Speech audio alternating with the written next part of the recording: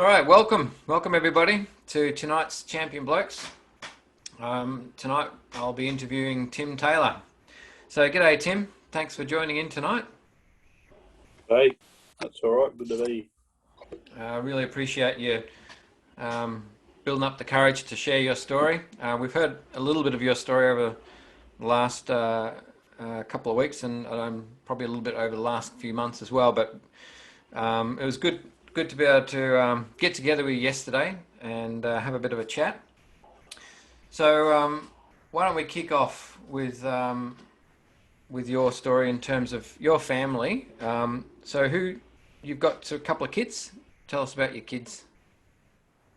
Yeah, I've got two kids. Daughter who's 6 now, going on 16, and a son who's 4 with about 40 years experience. With 40 years experience. Yep. He watches you do something once and that, and then he's like, "Oh yeah, I can do that."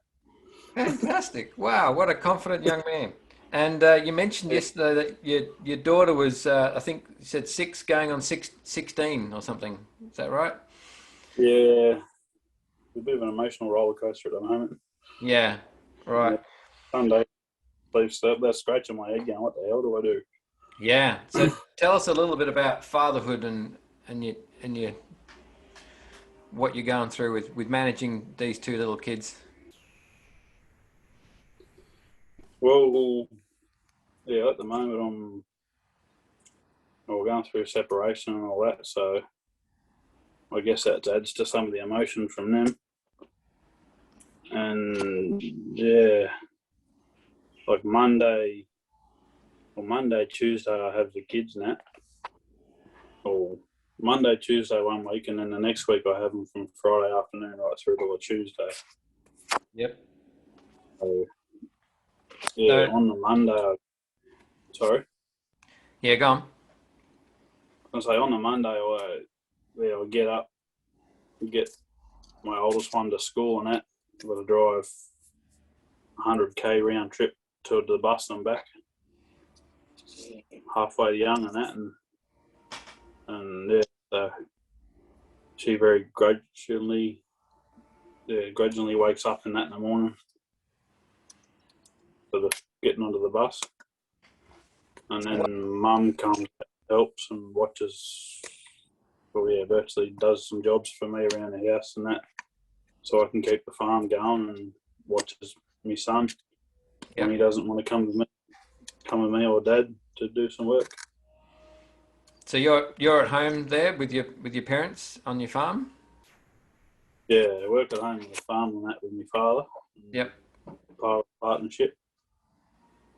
And yeah. And how does it work out with having your kids over and you still working on the farm and having your mum look after them? How does that work out? How do they react, and do they take to that well, or do they get along well with your mum? Yeah, they love hanging out with my mother and that.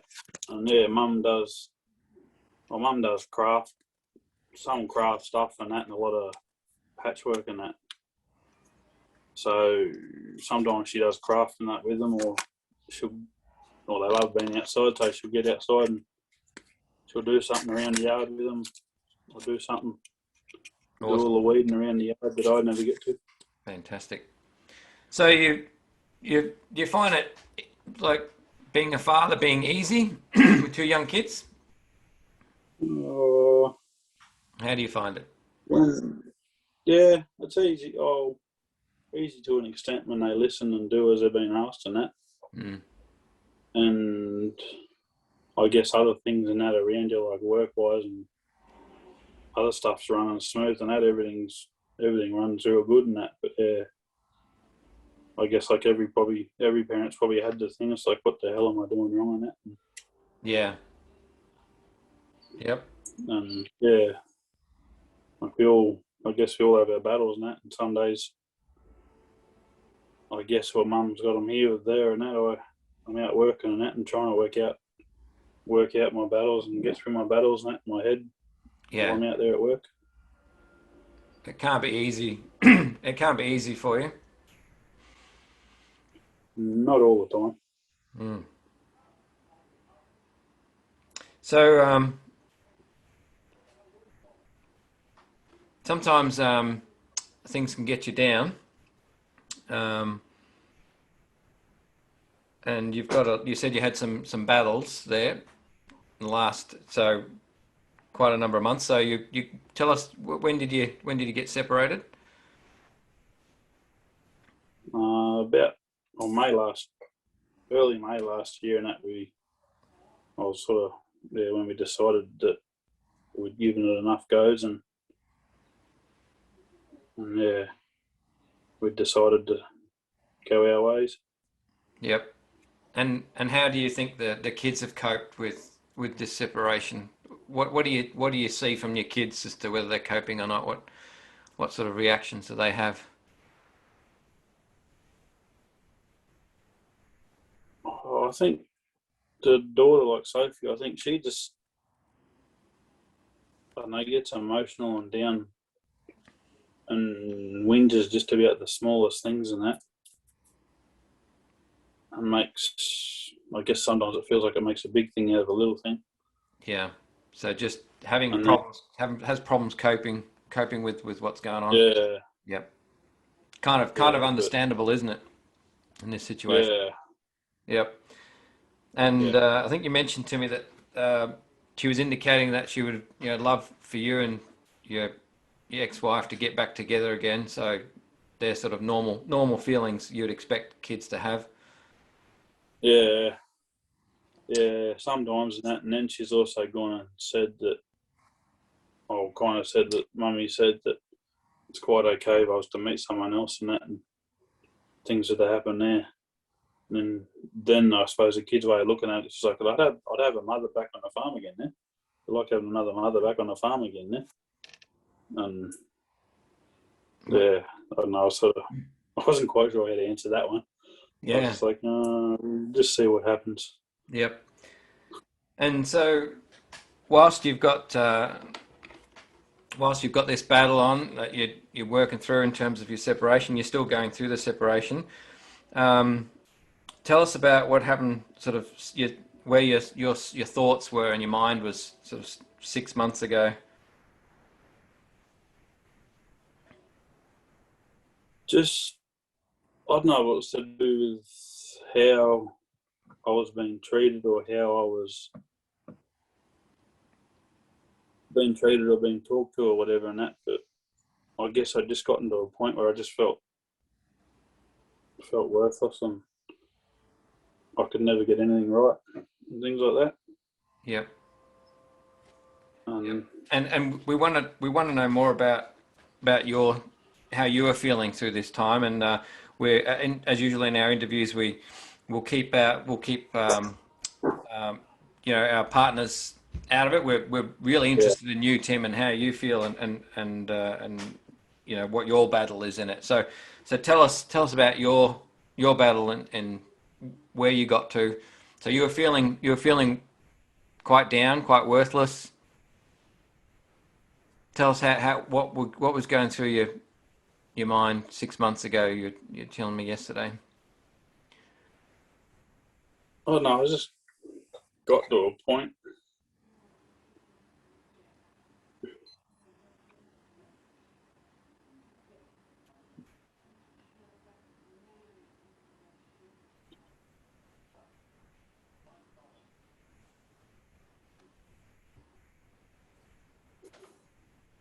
I think I just got to a point where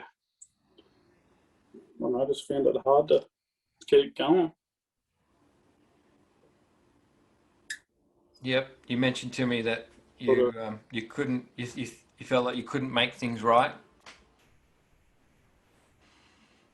yeah, just whatever I seemed to do, and that was never right. And I'd changed. I'd changed as much as I thought I could to try and be that right person and that, and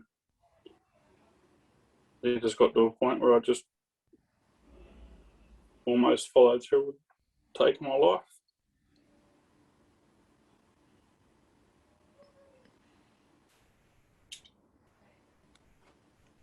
And tell us, walk us through a little bit, like what led you to that point in terms of how are you feeling at that point?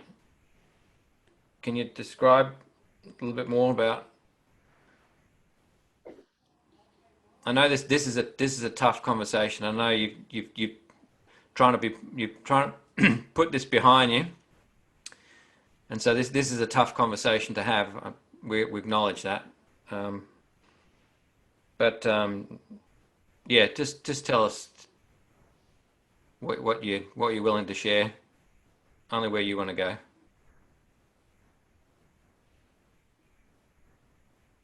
I don't know. I guess I just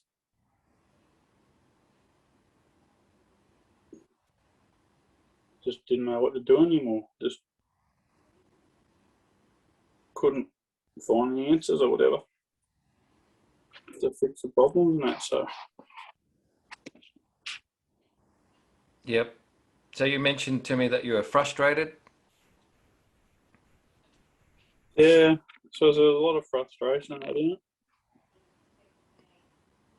Just not being able to do, you're not being able to do things right, and I guess not knowing how to get my thoughts out of my head in a way that would come across that would be understood.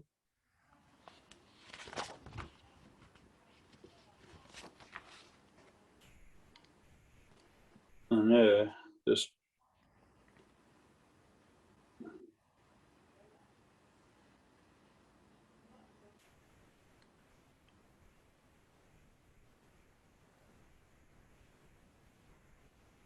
Yeah, yeah, you mentioned that you felt that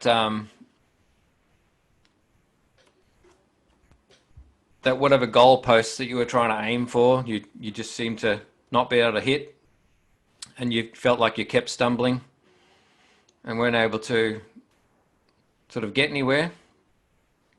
Is that right? yeah, yeah. I can't even remember what I said the other day. I think yesterday. So how close were Yeah, you to taking your own life on there? Had you worked it all out? Were you? I guess I'd had a few ideas through my head and that, but like one day, can't remember where Dad was. So the ex-wife was in the house over here and that with the kids and stuff, and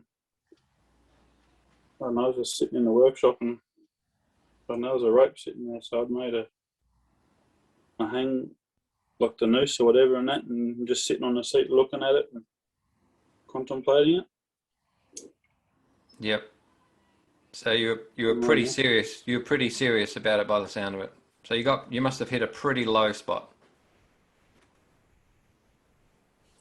So tell us then. Let's skip forward a little bit then. Um, what turned that around? Why? What? There must have been something positive happen that prevented you from going further with it. What was the turnaround point for that? I don't know what, I'm not sure what happened, but I don't know. I guess I don't know. I was a little bit scared inside and that, and then just looked at what I'd sort of done and all that, and I think I just got up and threw the rope in the corner of the shed or something somewhere. And I think it was close to 5 o'clock or whatever. So yeah, I just got up and went and fed the dogs or whatever, and just got my head out of that spot. And yeah, none of the dogs pretty slow, so I could have a bit of time to do it and all that. Get my head back in a better spot, and yeah, got got the dogs done and that, and then just went back inside and seeing what the kids and that were doing, and just I guess just went back to life as normal, I suppose. Like I don't know, I guess you could say it scared me a bit too, Mm. thinking about or thinking what I was doing and all that. And Well, let's come back to that a little bit later. Um, you you mentioned to me that you had quite a serious bike accident. Um, that was how long ago was that? When was it? It was in about 2002 or 2003. I can't remember exactly. Yep. So almost 20 But years ago. yeah, I was down the paddock. I had the bike that I got me learners on down the paddock and that, pulling an old fence down on a property we'd bought a couple of years previous that was all adjoining property and that, down there with a worker just pulling this whole fence down. And I don't know, it just come up and started raining a bit when we were down there. And I just sort of said to the worker, I was like, I'll head back on the bike and that before it gets too wet. And he was in the ute. And I guess just coming back in the rain with black puggy mud coming off the tyres, I had my head down and didn't see a gate that had blown around and that. And I just collected the end of the gate with the bike, and yeah, the bike stayed with the gate. And I think Dad roughly stepped it out. It was about 20 metres, I think, a rough guess. That's a So fair. landed, That's a fair away distance. from the bike. Yep.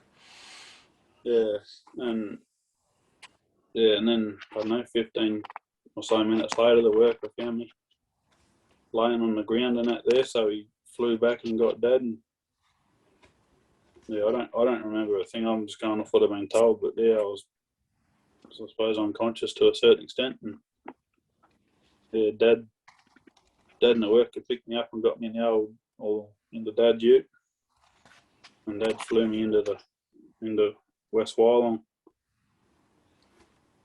on probably the roughest road in the area. And yeah, they got me out of there, and I went from West Wyalong to Wagga in the ambulance. And they screwed a big bit of bone back onto the ankle and that got chipped off, the main bone. And yeah, and then I lost the top of my ear from the wire of the gate and that. And like the doctors there, they unwrapped my head and that, and looked at it going, yeah, that's too hard, and wrapped it back up and put me in the helicopter. And I went to Canberra and spent the first 4 nights on life support there. With the doctors sort of saying Mum had gone to town shopping and that, and she didn't get home for about another 4 weeks or so. And yeah, they sort of weren't promising the first few nights and that I'd be here. Wow. So yeah, got past all that. I cast on my leg for a while. I got back on the bike after and that, so I sold that old bike and bought a bigger one. Got my licence and everything back. Now, by that description, anyone would think that, oh yeah, life went on normally, but it didn't, did it? What changed? What was different between you before the accident and after the accident?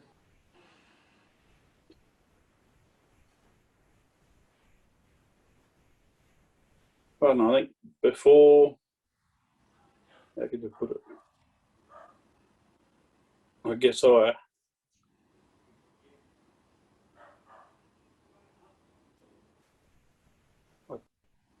took everything a lot better. Like criticism that I could take and that, no worries, and something after the accident changed, and I might get a little bit of criticism or something. And yeah, just feel like a failure. I guess I just went and hid somewhere in the house and that way no one could find me for a while. Yep. So how did you deal with problems after that?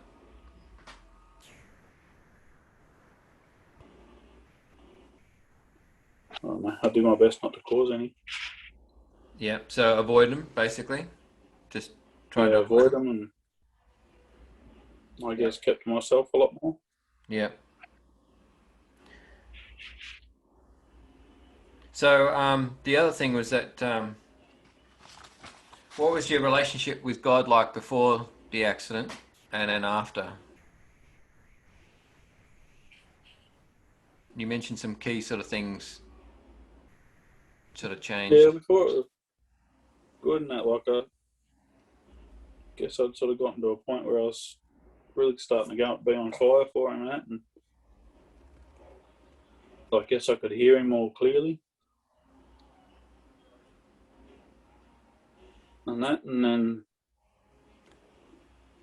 yeah, after the accident sort of happened,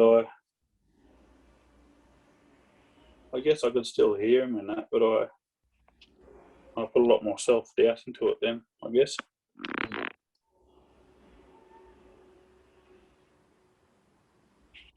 You mentioned to me that that it was quite easy for other thoughts to crowd out God's, God's words to you, and from you hearing from God. Is that right?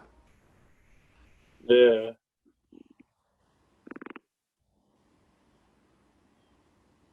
yeah, I guess, yeah.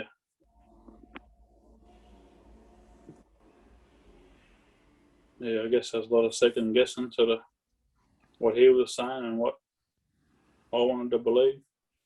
Yeah. And yeah, tended to tip towards believing the lies, I guess, more than what he said, because in a way it felt easier. So you at what point? Because you went and saw a counsellor then at some point. At what point did you realise that you needed some external sort of professional help with this?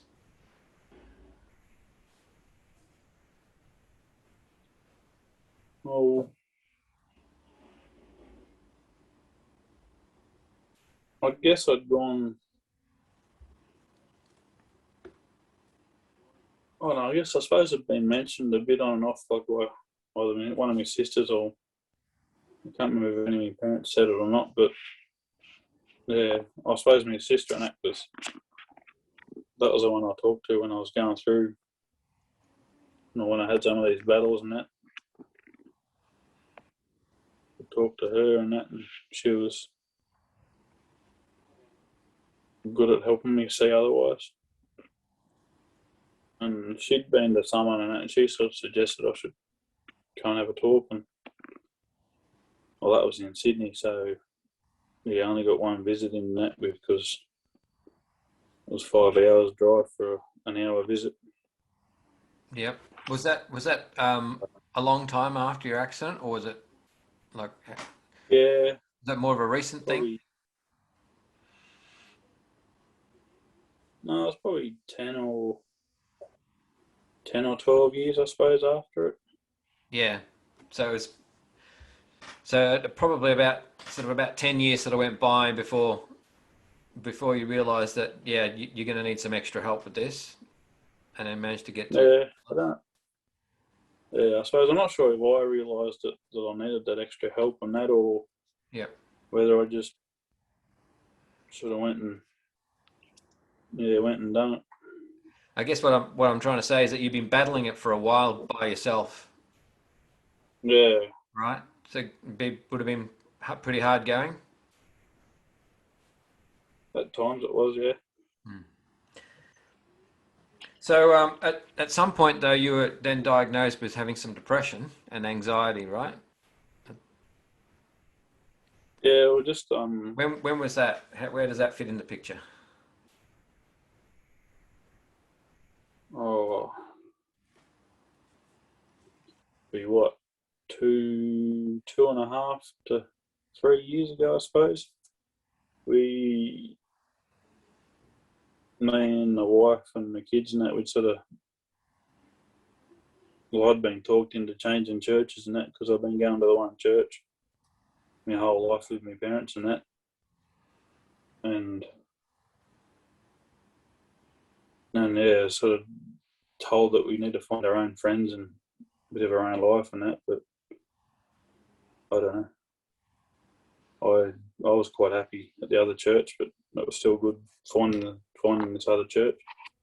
How did that come about? Are you saying that was through you seeing the doctor, or what? Nah, Or you're just saying the timing of it was about the timing of it, was it? Yeah, well, the young bloke that was a pastor out there, he sort of, I don't know whether the wife had sort of said something to him and that, or I'd got talking to him about it and that, and he's like, yeah, I'll go to this doctor and that, and he's real good with it. And yeah, he'd found him real good to talk to on that about it, and through that doctor, I'd gone and found through that doctor, he'd sort of put me under this counsellor that comes out to the centre and that at Tamora. I don't know, one day a week or something, and I started sort of talking to him.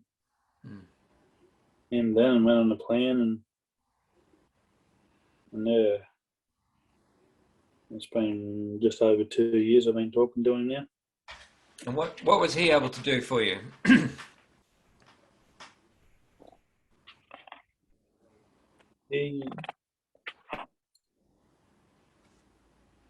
don't know, I guess just helped me see the problems I was having in a different way, and just some ideas of how to attack it and tackle things, and yeah, just look at it from the other side. Help try and look at it from the other side a bit, and Yep. look from the other person's side a bit, and that, and yeah. And he also recommended some. Was he the guy who also recommended some medication for you to help? Yeah, with him and the doctor and that, they recommended trying this antidepressant and anxiety medication.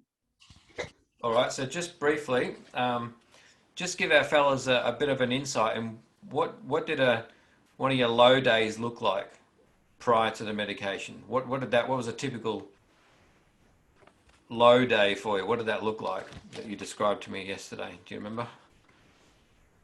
Just get down in myself, and I suppose, and just found it hard pulling myself out of it. And I guess sometimes not really wanting to pull out of it, just I know, just have stuff, but I'll just stay here. Yeah.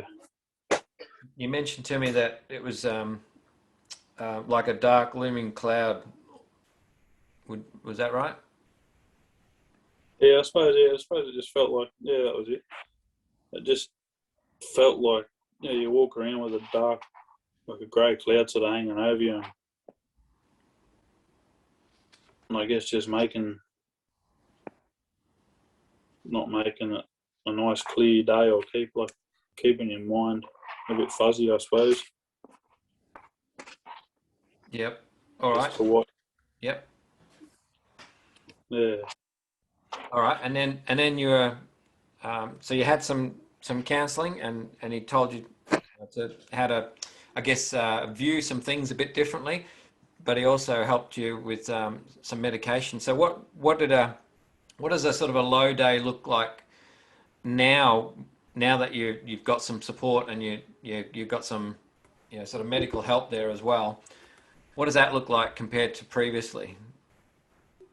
How's it helping you? Now, I don't know, go into a bit of a low point in that, and just find it easy to pull myself out of it, and yeah, I guess my mind's a bit more switched on in that, and you can sort of find something to pull yourself out of it, and yeah, think on better things, and yeah, it's easy to pull your mind out of it. Yep.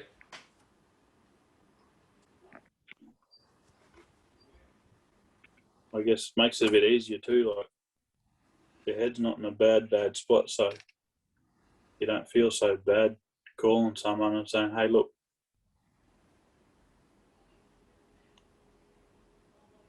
I'm having trouble with this."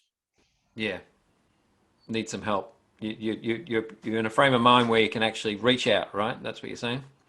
Yeah, Whereas before you were stuck and couldn't do that, yeah. or found it hard to do that. Tell us a little bit about. We talked about the sort of the neck and the waist example. That's a good one if you want to share with the blokes. What was that? What that was like, if you remember. Depth, the Um, depth. oh, yeah. Like you're walking, yeah, you walk through water and that, and instead of only being, yeah, you get down in that, and you're sort of walking up with the water just under your chin and that, and you're struggling to move forward and that. You end Yep, up walking with the water, only getting in waist deep and that. And yep, you can push through it easier. yeah. So that's the difference between like before and after, right? Whereas yeah, it's Yeah, neck high versus waist high afterwards. And it also, yeah, you mentioned too also if you um, miss your dosage that you need as well, um, they can have a similar effect, right? yeah. Like, I don't know.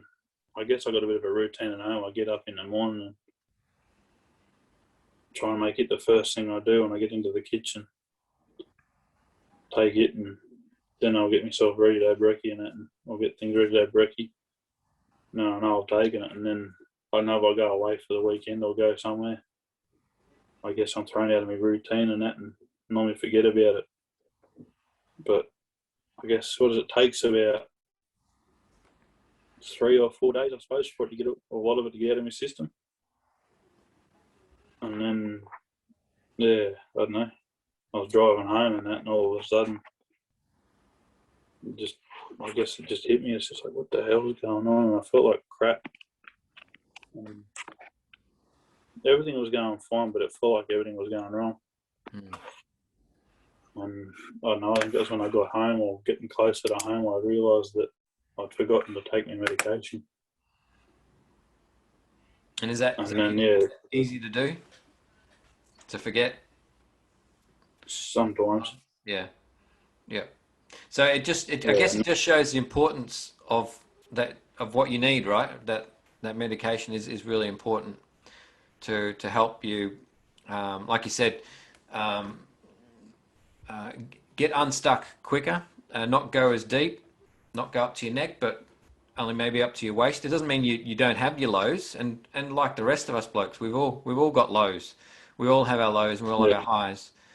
But what I'm hearing from you, Tim, is that with the medication, it puts you on a level playing field with basically as if there wasn't an issue that you needed medication for. So that means you can yeah, handle sort of problems and lows like we all do. Sort of I'll call it in quoted inverted quotes normal how we'd normally handle it yeah, without the medication. yeah, So it puts you on a level playing field, and that's good. It's what you need. It's by the sound of it. yeah, yeah, yeah. So how do you reckon? How do you reckon your depression affected your marriage? I know it's not something we specifically talked about yesterday, but do you think is there a link there at all, or do you think the medication is and your counselling is doing the trick that it's not really a part of it? How do Oh, you feel it's related or not? probably did affect it a bit because something had happened and that, instead of going to talk about it, I'd just bottle it up inside Yeah, and I'd just keep bottling it up inside and that because, yeah, I didn't know how to address it. mm. Didn't always like the answer I got, the reply I got about whatever. Yeah.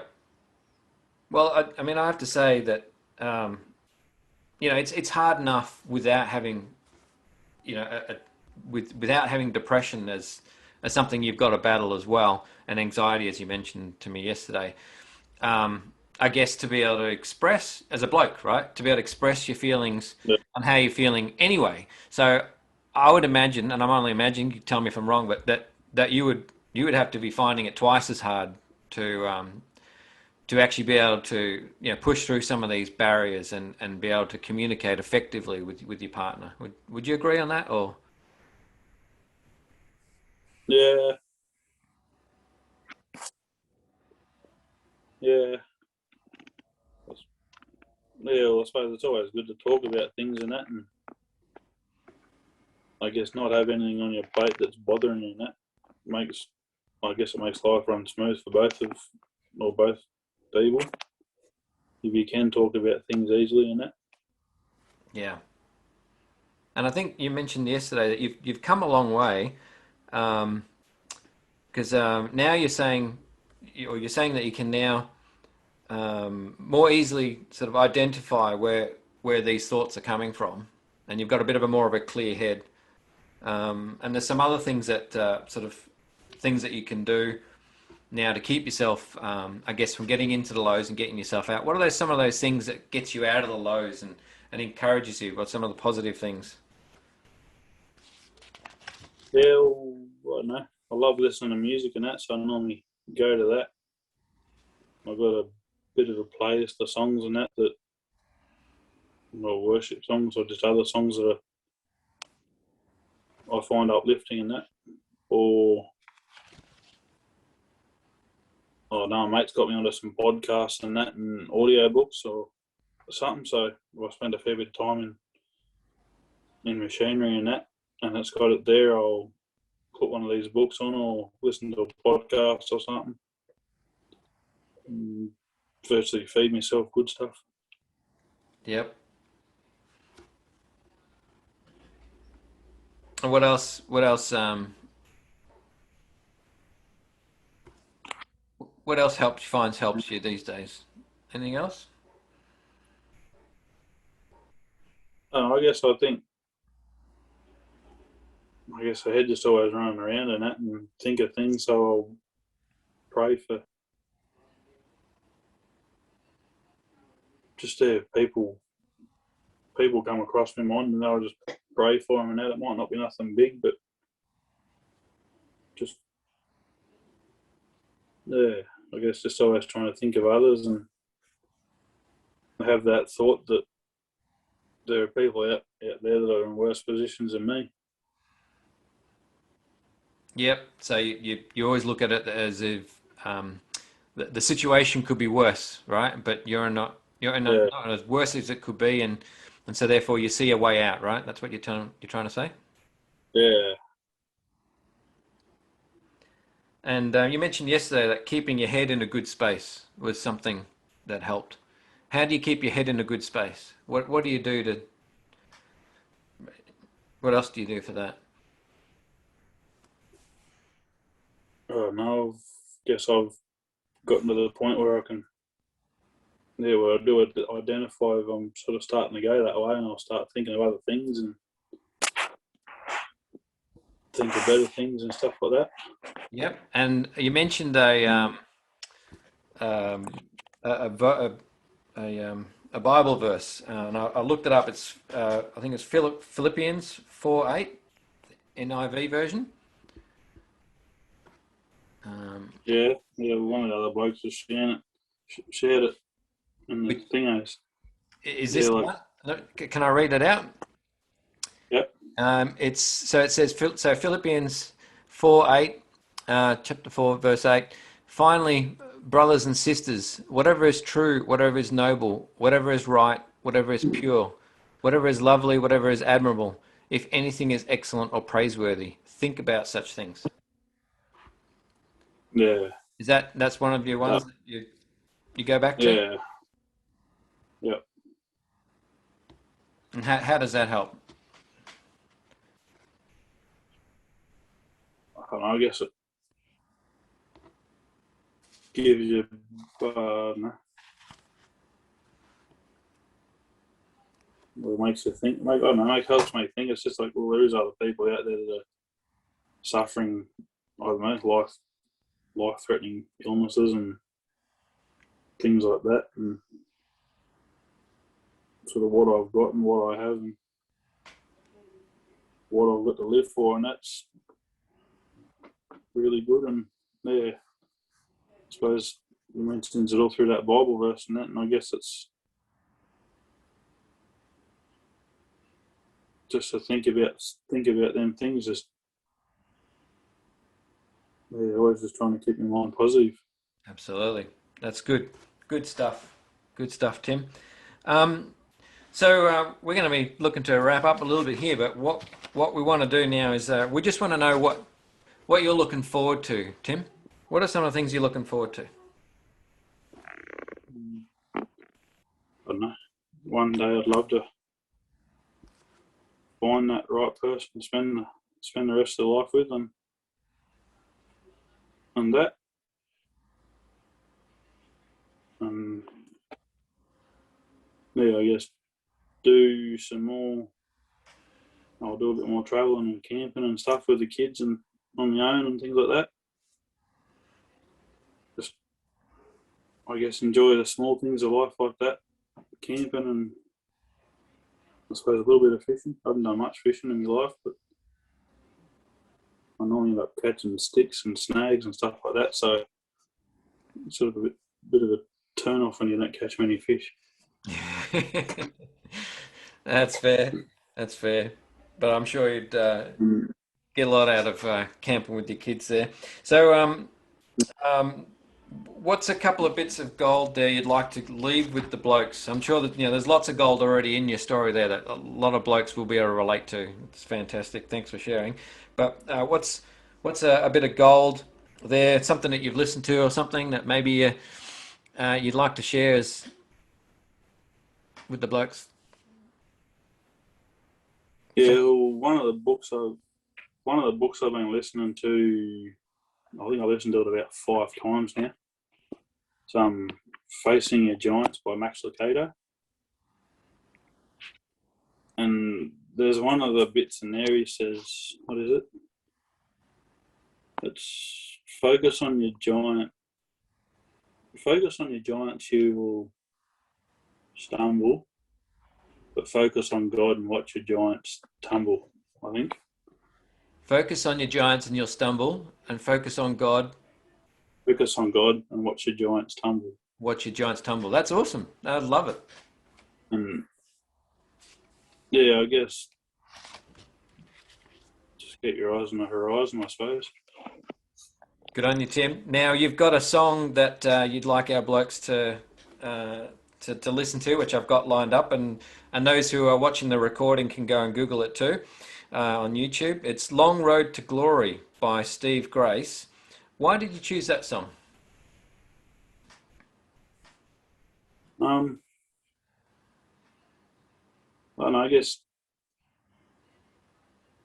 there's just the times in your life where it sort of does feel like a long road, where you have your ups and your downs and that, and you come to forks in the road, and on the occasion you might step off to the side, and